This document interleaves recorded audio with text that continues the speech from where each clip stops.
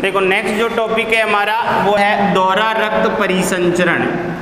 दोहरा रक्त परिसंचरण की बात करते हैं तो मानव में जो रक्त परिसंचरण जो है वो दोहरा परिसंचरण के रूप में बहता है।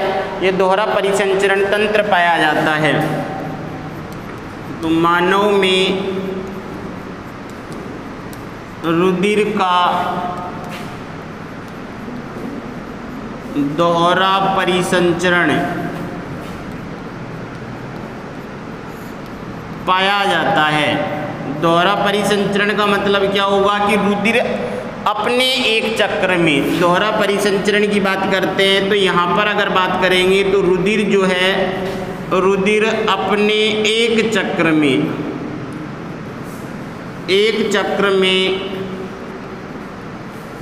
हृदय से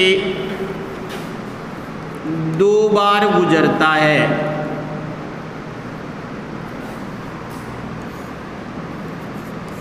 तो इसे ही क्या कहा जाता है, दोहरा परिसंचरण कहा जाता है कि जो रुधिर जो है एक बार हृदय में आएगा फिर दोबारा हृदय में आएगा। तो अगर अपन बात करेंगे, जैसे मान लेते हैं ये हृदय है हमारा, तो हृदय के कितने चैम्बर होंगे, 4 चैम्बर होंगे। ये 4 चैम्बर हो गए। तो इसमें ये राइट आर्टरियम होगा, उसके बाद में ये राइट वेंट्रिकल होगा, ये दायां आलिंद, ये दायां निलय, उसके बाद में ये बायां आलिंद और ये बायां निलय। ये 4 चैम्बर पाए जाते हैं हृदय में। तो सबसे पहले क्या किया जाता है कि जो शरीर जो होती है, शरीर से, तो ये अपन मान लेते हैं ये हमारा क्या है, शरीर। तो शरीर से रक्त लाया जाता है। तो यहाँ पर जो है सबसे पहले जो अशुद्ध रक्त जो है, उस अशुद्ध रक्त को ये किसके द्वारा लाया जाता है, ये लाया जाता है महाशिरा के द्वारा। महाशिरा, और महाशिरा के द्वारा शरीर से कौन सा रक्त है, अशुद्ध रक्त, इसके द्वारा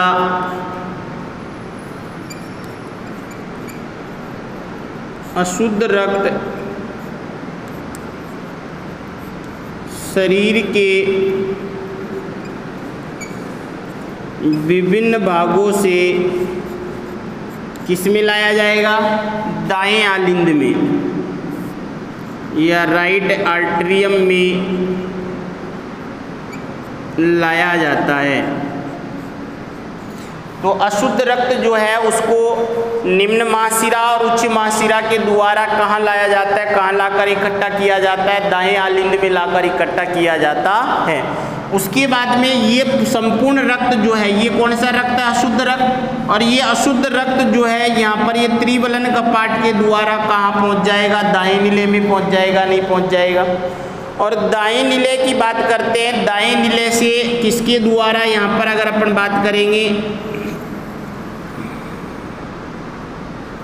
तो ये जो है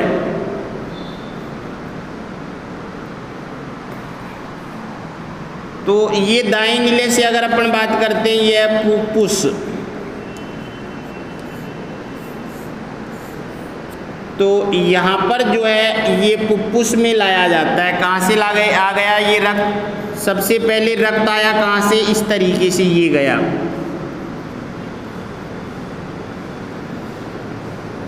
और उसके बाद में रक्त कहाँ आया, ये, उसके बाद में रक्त कहाँ गया, ये गया। और ये रक्त कहाँ पहुँच गया, फुफ्फुस के अंदर पहुँच गया, नहीं पहुँच गया। तो बताओ ये किसके द्वारा रक्त लाया गया, ये अशुद्ध रक्त जो है फुफ्फुसीय धमनी के द्वारा। किसके द्वारा, फुफ्फुसीय धमनी जो है द्वारा रक्त, अशुद्ध रक्त को कहाँ पहुंचा दिया गया? फुफ्फुस के अंदर पहुंचा दिया गया। फुफ्फुस में जाकर ये क्या करेगा? ऑक्सीजनेटेड रक्त हो जाएगा, अर्थात शुद्ध होगा। शुद्ध का मतलब ये क्या करेगा? ऑक्सीजन लेगा रक्त, अर्थात ऑक्सीजन रक्त के साथ मिलकर क्या बनाएगा? ऑक्सी हीमोग्लोबिन बनाएगा। और ऑक्सी हीमोग्लोबिन जो है वो शुद्ध रक्त होता है। और ये शुद्ध रक्त जो है यहाँ से इस तरीके से फुफ्फुस से निकलेगा, और फुफ्फुस से निकलकर जो जाएगा ये जाएगा सबसे पहले किसमें? तो ये फुफ्फुस से यहाँ से ये ऑक्सीजनेटेड रक्त गया, और ये किसके द्वारा जाएगा? फुफ्फुसीय शिरा के द्वारा। तो ये फुफ्फुसीय शिरा जो है इस शुद्ध रक्त को लेकर, फुफ्फुसीय शिरा ये शुद्ध रक्त को लेकर, इसमें कौन सा रक्त रहेगा? शुद्ध रक्त। इसमें फुफ्फुसीय धमनी में अशुद्ध रक्त। शुद्ध रक्त जो है अब यहाँ से फुफ्फुसीय धमनी के माध्यम से कहाँ आ गया? बाएं आलिंद में आ गया।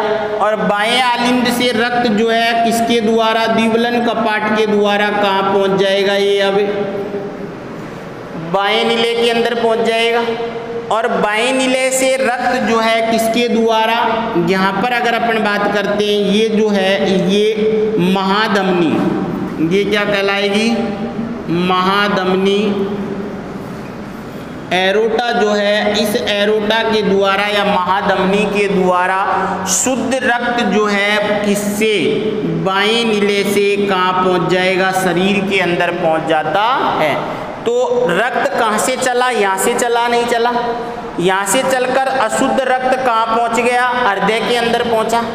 और हृदय से रक्त वापस, यही रक्त कहाँ पहुँच गया? फुफ्फुस के अंदर। और फुफ्फुस से वापस रक्त कहाँ आ गया? हृदय के अंदर आ गया।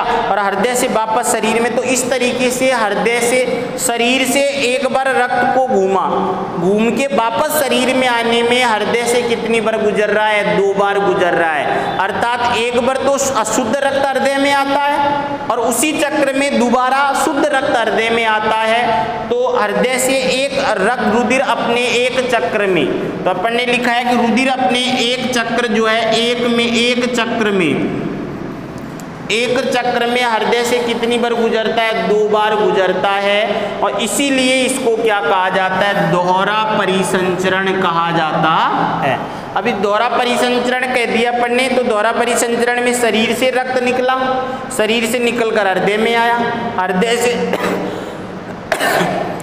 अब देखो यहाँ पर ये शुद्ध रक्त है। ये अगर अपन शुद्ध रक्त की बात करें तो ये एक तंत्र बन गया यहाँ पर। ये जो है इसमें शरीर से 2 रुधिर वाहिनियाँ होगी। रुधिर वाहिनियाँ इसी कारण है, रुधिर वाहिनियाँ एक तो शिरा होती है और एक धमनी होती है हमारे शरीर के अंदर। तो उन धमनी और शिराओं में अलग अलग रुधिर बहेगा, एक में शुद्ध रुधिर बहता है और एक में अशुद्ध रुधिर बहता है। तो ये मान सकते हैं अपन कि ये जो महाशिरा है ये किसके द्वारा जुड़ी हुई है? शिराओं के द्वारा। अरे अपन ने रुधिर वाहिनियों की बात की थी, रुधिर वाहिनियाँ कौन कौन सी थी? अगर अपन ने बात की जैसे शिरा है, शिरा की छोटी वाहिनी कौन सी है? सिरिकाएं। और अब ये सिरिकाएं किससे जुड़ेगी? केशिकाओं से,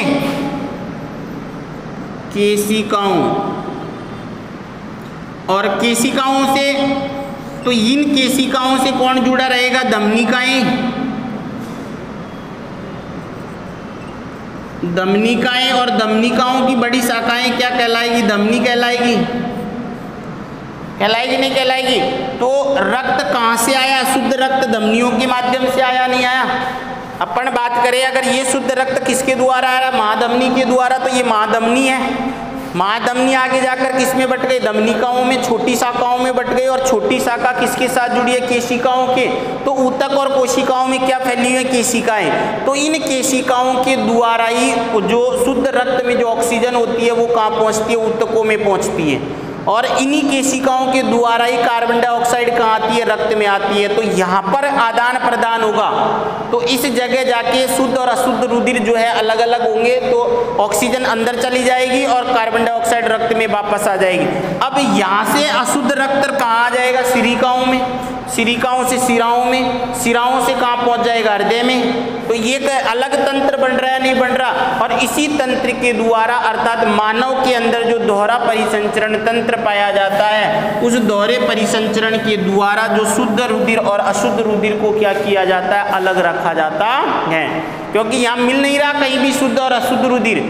केशिकाएं जो है, उन केशिकाओं में से ऑक्सीजन अंदर जाएगी तो कार्बन डाइऑक्साइड आकर रुधिर क्या हो जाएगा, अशुद्ध हो जाएगा। और अशुद्ध रुधिर कहाँ पहुँच जाएगा, सिरिकाओं में, सिरिकाओं से सिराओं में आ जाएगा। और सिराओं से किसके द्वारा, महाशिरा के द्वारा दाएं आलिंद में लाया जाएगा। दाएं आलिंद से दाएं नीले में, दाएं नीले से फुफ्फुस में पहुँच जाएगा। और फुफ्फुस में वापस क्या हो जाएगा, रक्त शुद्ध हो जाएगा। और शुद्ध रुधिर फिर कहाँ आएगा, दाएं बाएं आलिंद में, बाएं आलिंद से बाएं नीले में, बाएं नीले से महाधमनी के द्वारा वापस शरीर में चला जाता है। तो दोहरा परिसंचरण का महत्व की बात करें तो मानव में दोहरा परिसंचरण के द्वारा महत्व क्या होगा इसका, मानव में दोहरा परिसंचरण द्वारा के द्वारा शुद्ध रुधिर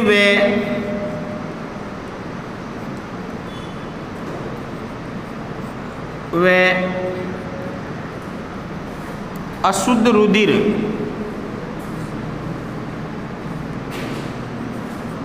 को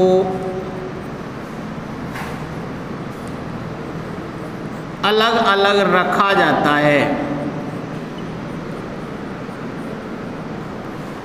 तो मानव में दोहरा परिसंचरण तंत्र जो है उसका क्या महत्व रहेगा कि दोहरा परिसंचरण तंत्र के द्वारा मानव के अंदर शुद्ध रुधिर और अशुद्ध रुधिर जो है दोनों को अलग अलग रखा जाता है। नहीं तो अगर एक हो जाएंगे तो न तो ऑक्सीजन का परिवहन हो पाएगा, न तो ऊतक और कोशिकाओं तक ऑक्सीजन पहुंच पाएगी, न अन्य कोई पोषक तत्व पहुंच पाएंगे।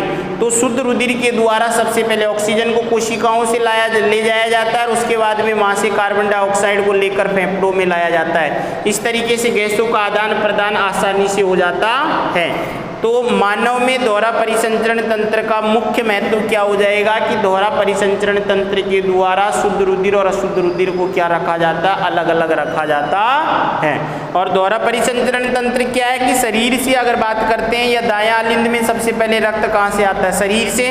किसके द्वारा आता है, महाशिरा के द्वारा, फिर त्रिबलन कपाट के द्वारा दाएं नीले में जाता है, दाएं नीले से फुफ्फुसीय धमनी के द्वारा फुफ्फुस में या फेफड़ों में जाता है, फेफड़ों में जाकर रक्त क्या हो जाता है, शुद्ध हो जाता है। और शुद्ध रक्त किसके द्वारा, फुफ्फुसीय शिरा के द्वारा कहाँ पर आएगा, बाएं आलिंद में आता है। बाएं आलिंद से द्विबलन कपाट के द्वारा कहाँ जाएगा, बाएं नीले में। और बाएं नीले से महाधमनी के द्वारा कहाँ पहुँच जाता है, शरीर में पहुँच जाता है। तो रक्त यहाँ से चला, यहाँ से चल के हृदय में पहुँचा, हृदय से फुफ्फुस में पहुँचा, फुफ्फुस से वापस हृदय में आ गया, हृदय से फिर जाके शरीर में गया।